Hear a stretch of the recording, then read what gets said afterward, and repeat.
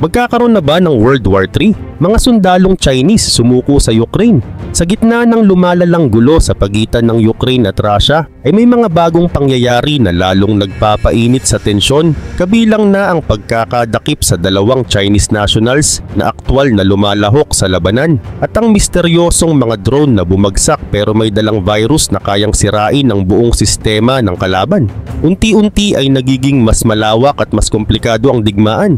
Pero ang tanong, gaano nakalalim ang pakikialam ng China at paano nagawang baligtarin ng Ukraine ang teknolohiya ng kalaban na pabor sa kanila? Alamin natin ang buong detalye.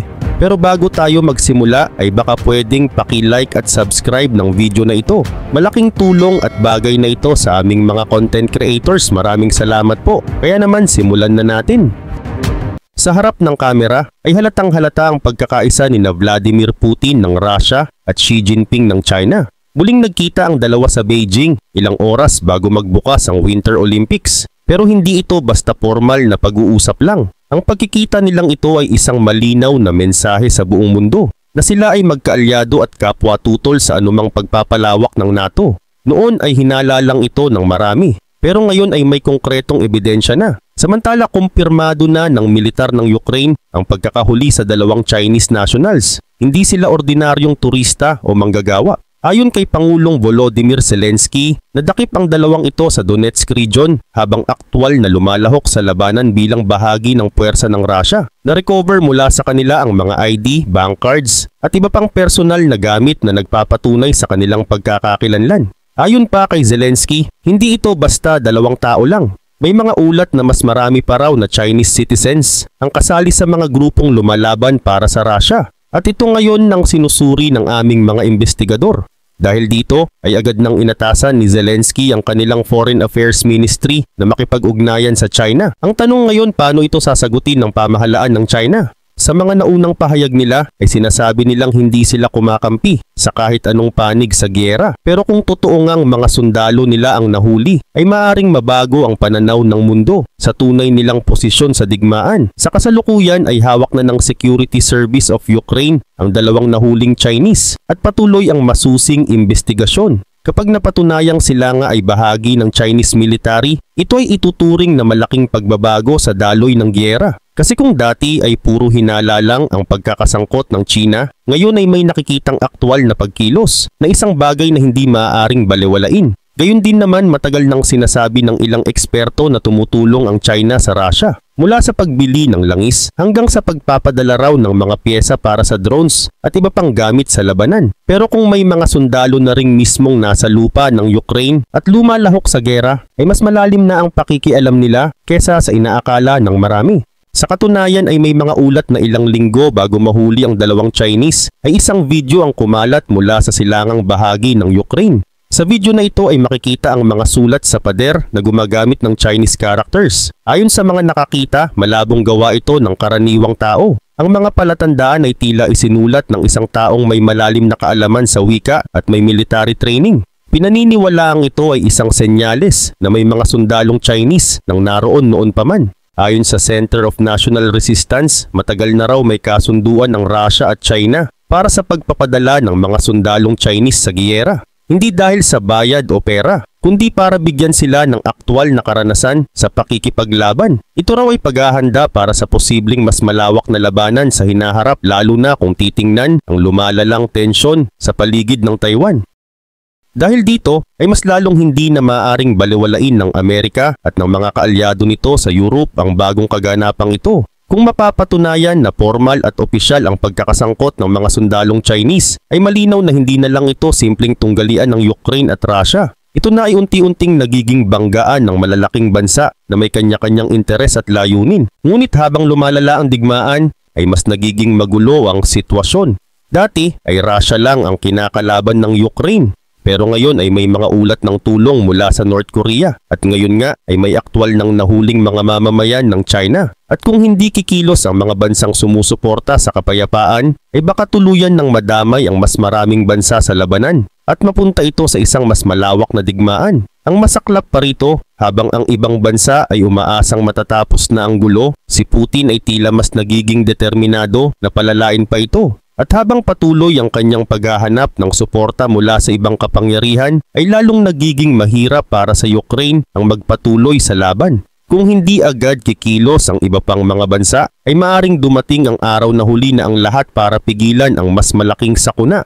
Karagdagan pa dito, sa panig naman ng Amerika, bagamat hindi pa nila direktang kinukumpirma kung tunay ngang sundalo ng China ang nahuli, ay naglabas na sila ng maikling pahayag. Ayon sa isang tagapagsalita ng kanilang gobyerno, ang ganitong insidente ay lubhang nakakabahala. Kung tutuusin, ay matagal nang iniuugnay ang China sa pagsuporta sa Russia. Pero ang actual presence ng mga Chinese sa mismong teritoryo ng Ukraine ay isa ng seryosong usapin. Mas lalo pang pinalala ng balitang ito ang tensyon, lalo na't kasama rin sa usapan ang di umano'y pakikialam ng North Korea. Ibig sabihin ay unti-unting nagkakaroon ng mas malawak na pagkakasangkot ang mga makapangyarihang bansa sa iisang labanan. Pero kung iisipin ng mas malalim ay hindi lang basta presensya ng sundalo o armas ang issue rito. Sa mas tahimik na bahagi ng digmaan ay may nangyayaring mas malalim na pakikialam ang China. Ayon sa mga ulat, unti-unti na ring naglalagay ng negosyo at puhunan ng mga negosyanteng Chinese sa mga lugar sa Ukraine na ngayon ay kontrolado ng Russia.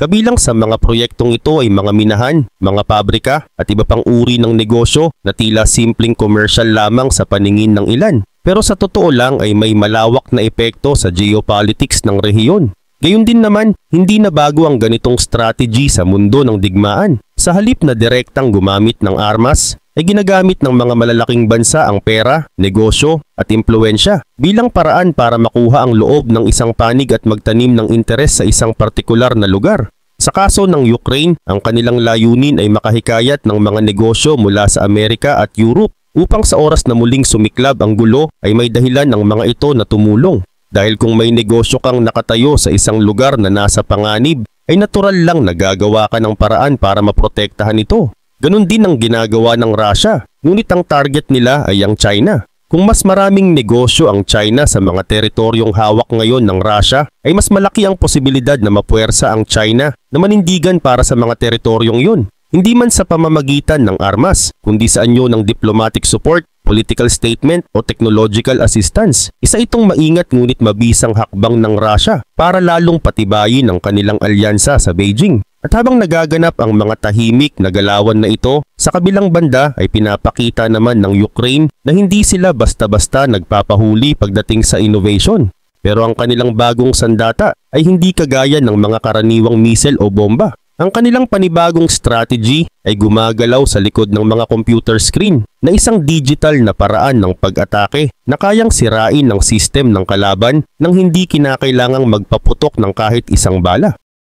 Ito ang tinatawag ngayong Trojan Horse ng makabagong digmaan. Sa unang tingin ay simpleng drone lamang ito na hindi tumama sa target at bumagsak sa isang lugar na malapit sa kampo ng Russia. Pero ito ang tunay na bitag. Alam ng Ukraine na kapag may bumagsak na drone ay agad itong kukunin ng mga Russian soldiers para pag-aralan at suriin. Ang akala nila'y makakakuha sila ng impormasyon tungkol sa technology ng kalaban. Pero ang hindi nila alam, sa bawat drone na yon ay may nakatagong virus na dinisenyong sirain ang kanilang sariling system. Sa oras na i-connect ng Russia ang drone sa kanilang mga computer, ay nagsisimula na ang trabaho ng virus. Hindi rin ito simpleng malware. Ito ay isang uri ng digital poison na kayang sirain ng mahahalagang impormasyon, guluhin ng komunikasyon at pigilan ang operasyon ng kanilang mga drone at iba pang kagamitan. At sa loob lamang ng ilang linggo ay kumalat na ito sa iba't ibang bahagi ng silangan mula sa Luhansk hanggang Chasiv Yar. Isa rin itong uri ng pag-atake na hindi lang nakasentro sa military equipments kundi sa buong nerve center ng technological operation ng kalaban. Kaugnay pa nito, ang strategy na ito ay kahalintulad ng kwento noong sinaunang panahon sa Troy. Ginamit ng mga Greek ang isang malaking wooden horse na pinuno nila ng sundalo at nang ito'y dalhin sa loob ng syudad bilang regalo ay ginulat nila ang buong bayan sa gitna ng gabi. Ngayon ang kabayong kahoy ay napalitan ng drone at sa halip na sundalo sa loob ay virus ang laman. May mga ulat pa na nagsasabing maaaring may insider sa panig ng Russia, isang tao na lihim na nagbibigay ng impormasyon sa Ukraine kung kailan at paano isasagawa ang ganitong klase ng operasyon. Sa panahon ngayon ay hindi na sapat na mas marami kang sundalo o heavy weapons. Ang tunay na laban ay kung sino ang mas matalino, mas mabilis magplano at mas mahusay gumamit ng technology. At kung totoo ang lahat ng ulat na ito, ay baka isa na ito sa pinaka-epektibo at pinakamatagumpay na digital attack sa kasaysayan ng digmaan. Karagdagan pa rito, parang eksena sa isang pelikula ang sumunod na pangyayari sa giyera sa pagitan ng Ukraine at Russia. Sa kagustuhan ng Russia na makasabay sa patuloy na paggamit ng Ukraine ng mga makabagong drone, ay nagdesisyon ang kanilang mga opisyal na ipunin lahat ng bumagsak na drone ng kalaban mula sa mga lugar na may labanan. Hindi ito basta simpleng pagkolekta lamang, kundi tila isa itong mabilisang operasyon kung saan parang mga vulture ang mga Russian soldiers. Ang plano nila ay malinaw: baklasin, pag-aralan at buuin muli ang mga drone ng Ukraine upang gamitin laban sa mga orihinal na may gawa nito. Sa unang tingin ay parang matalinong hakbang ito. Kung may nahulog na teknolohiya ng kalaban, bakit hindi ito gamitin pabor sa sarili? Pero ang hindi alam ng Russia, ang mga drone na iyon ay hindi simpleng sirang kagamitan. Sa katunayan, para silang mga bitag na may lason. Gamit ang isang matalinong plano ay sinadya ng Ukraine na iwan ang ilang drone na may lamang espesyal na virus. Akala ng Russia swerte na nilang nakuha ang mga ito. Pero sa katotohanan, sila mismo ang nag-imbita ng malaking problema sa loob ng kanilang sariling sistema. Habang inaayos ng mga Russian technician ang mga drone kung saan kinokopya ang mga file, binubuksan ang mga circuit at ginagamit ang mga bahagi tulad ng motor, camera at mga hard drive, ay unti-unti na palang pumapasok sa kanilang system ang virus na inilagay ng Ukraine. At dahil hindi ito pangkaraniwang virus, ang epekto nito ay napakalawak. Hindi lang nito pinipinsala ang mismong drone na pinanggalingan nito, kundi kaya rin nitong lumipat sa iba pang konektadong kagamitan. Unti-unti ay sinisira ng virus ang buong operasyon ng drone program ng Russia. Hindi ito simpleng pagkakamali ng teknolohiya. Isa itong napakalaking sablay sa bahagi ng Russia. At sa kabilang banda, isang napakatalinong tagumpay para sa Ukraine. Ayon sa ilang ulat, nakakapag-produce na raw ngayon ang Ukraine ng mahigit 2 milyong drone bawat taon at nais pa nilang umabot sa 4 na milyon. Ang dami ng drone na ito ang nagsisilbing sandata nila laban sa isang mas malaking kalaban na pinupuntirya ang mga tangke, hinihiwalay ang mga linya ng supply at pinipilit ang mga Russian soldiers na laging magbantay sa langit. At hindi lang basta maliliit na drone ang ginagamit ng Ukraine. Mayroon silang mga drone na kayang magbuhat ng mabibigat na kargamento, may mga bilis at liksi na parang mga insekto sa hangin, at may mga kayang lumipad ng napakalayo para sumabog sa mga target. Nang masira ang ilan sa mga ito at mapunta sa kamay ng Russia, akala ng mga sundalo ay jackpot na ito. Pero hindi nila alam yun na pala ang simula ng kapahamakan. May mga video pang lumabas kung saan makikita ang mga Russian soldiers na nagbubukas ng mga drone, sinasaksak sa kanilang computer systems at ina-analyze ang bawat detalye. Pero ang hindi nila alam, ang bawat pindot nila ay parang pagbubukas ng pinto sa isang sakit na hindi nila kayang gamutin. Dahil sa loob ng mga drone na yon, ay may nakatagong malware na idinisenyo ng mga engineers ng Ukraine. Mga program na kayang sirain hindi lang ang drone, kundi ang buong network kung saan ito nakakabit. Samantala, mula noong katapusan ng March ay nagsimula ng makarinig ng mga ulat mula sa mga sundalong Russian na ang kanilang mga drone ay bigla na lang nasisira. May mga nawawala sa tamang direksyon, may mga drone na hindi makakonekta sa base, at may mga kaso pa na ang mismong drone ay bumabalik at sumasabog malapit sa kanilang mga sundalo. Noong una ay inakala nila na baka inaagaw lang ng Ukraine ang signal, pero hindi pala, mas malala pa roon. May lumabas pang video kung saan isang drone ng Russia ang nawalan ng kontrol at diretso itong sumalpok sa kampo mismo ng kanilang tropa. Ang mas malungkot, kahit ang mga drone na itinuturing nilang pinakamahalaga at pinaka-advanced tulad ng Orion na katumbas ng mga ginagamit ng ibang makapangyarihang bansa ay hindi nakaligtas. May eksena pa sa isang video kung saan maririnig ang sigaw ng galit at gulat ng mga sundalo habang pinapanood nila ang isang drone na nagkakahalaga ng $1 million na bumagsak sa lupa at naging basura. Pero hindi lang ito iisang pangyayari. Sa dami ng drones at computer systems ng Russia ay hindi inaasahan na ganoon kabilis kakalat ang virus. Ayon sa mga eksperto, ang virus na ito ay kayang lumipat mula sa isang drone patungo sa iba, basta't konektado ang kanilang mga signal. Para itong sakit na hindi basta nakikita ng mata, pero tahimik na pumapatay. At habang patuloy itong lumalaganap, hindi lang mga drone ang apektado, kundi pati ang mga impormasyon, locations at kilos ng mga sundalo. May isang Ukrainian engineer na nagsabi, "Alam naming susubukan nila kaming dayain, kaya inunahan na namin sila." Para sa kanila, ito ay parang regalo, isang pasalubong na hindi inaasahan ng kalaban. Sa panahong halos lahat ng kagamitan ng Russia ay luma na at hirap sa upgrade dahil sa mga ipinataw na parusa, naging madali para sa Ukraine na pasukin at sirain ang kanilang sistema. At ang pinaka nakakagulat sa lahat, ang malware na ito ay hindi lang basta naninira, kundi nagpapadala rin ito ng impormasyon pabalik sa Ukraine.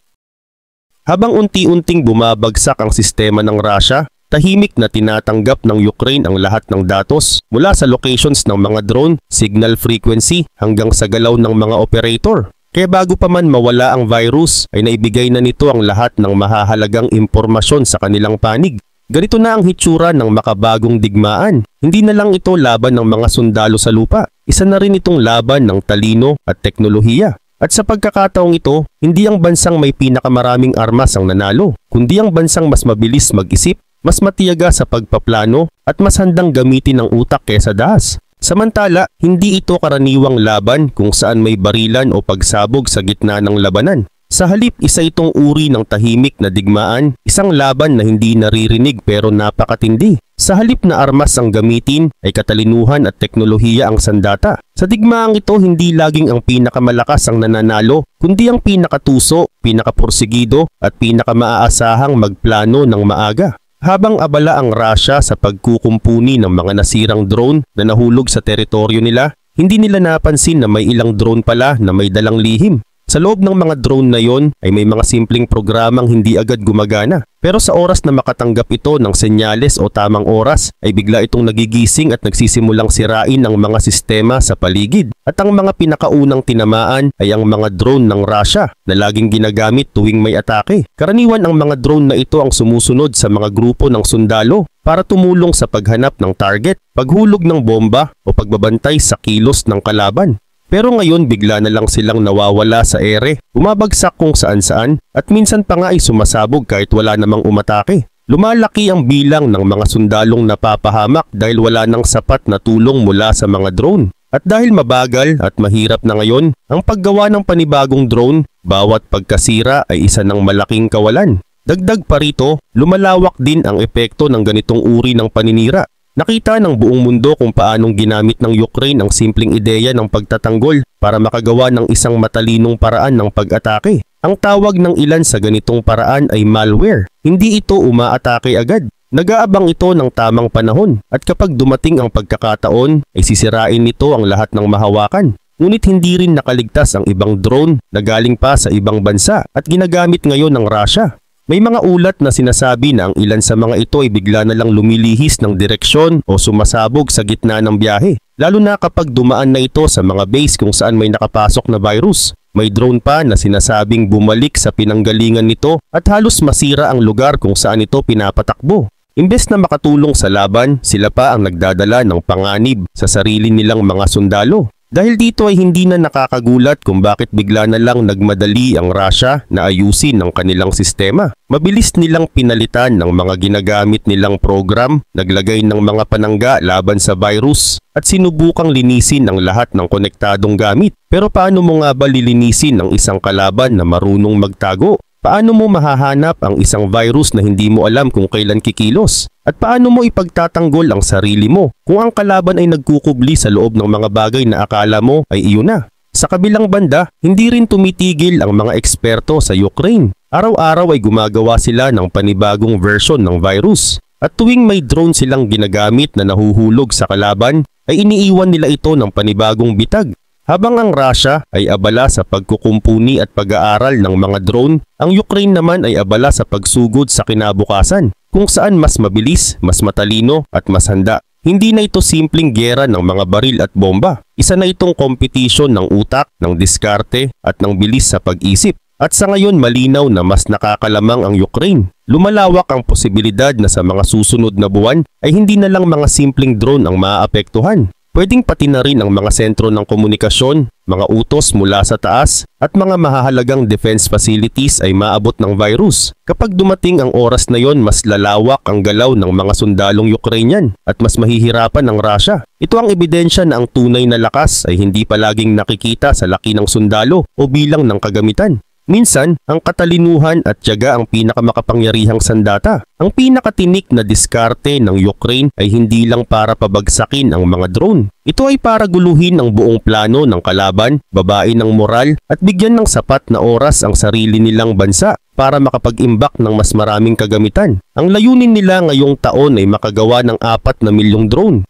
Gayun din naman, bawat drone ng Russia na bumabagsak ay isa ng panganib na nawala. At bawat sistemang nasisira ay isa ng babala sa mundo na huwag mong babanggain ang bansang lumalaban para sa kanyang kalayaan. Akala ng Russia ay makakalamang sila sa pamamagitan ng pagkuha ng teknolohiya. Pero sa huli, ang nakuha nila ay isang virus na hindi nila mabura, isang uri ng dahan-dahang sumisira sa kanilang kakayahang lumaban. Para sa pinuno ng Russia, ito na marahil ang isa sa pinakamasaklap na resulta ng kanyang mga desisyon. Ang mga drone na inaasahan niyang magdadala ng tagumpay ay siya pa ngayong unti-unting nagpapabagsak sa kanya. At para naman sa Ukraine, ito ay isang malinaw na pahayag sa buong mundo na hindi lang sila basta lumalaban para mabuhay.